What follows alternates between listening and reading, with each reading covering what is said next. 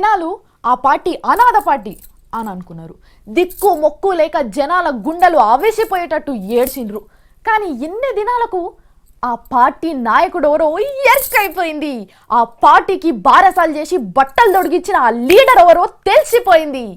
ఎవరో మీకు కూడా తెలుసుకోవాలని ఉంది కదా అయితే చూడండి. మొన్న చూపెట్టిన యాదుందా, ఏదో కొత్త పార్టీ రాబోతున్నది, ఏడవడితే ఆడ పెద్ద పెద్ద ఫ్లెక్సీలు, పోరగాళ్ళు గల్లీల డాన్సులు, స్వరం తప్పిన జయ సమైక్యాంధ్ర పాట, ఇవన్నీ చూసినాం కదా. నిజానికి ఎవరన్నా పాపులారిటీ కోసం పాకులాడతారు. గసుంటిది ఊరు పేరు లేకుండా గింతగానం ఎందుకు ఖర్చు చేస్తున్నారని అనుకోలేమా. ఈ పనులన్నీ ఎవరు చేసిరో బయటపడ్డది ఇప్పుడు.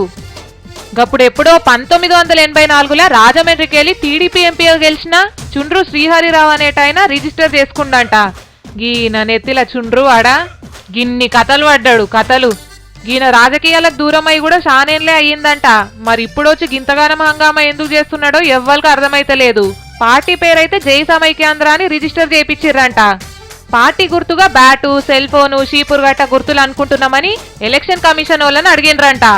మరి ఇది నిజంగానే ఈయన ఒక్కడే చేస్తున్న పనా, లేకపోతే ఈయన వెనకపోంటుండి పెద్ద పెద్దోళ్ళే చేపిస్తున్నారా అనేది మాత్రం అర్థమైతలేదు.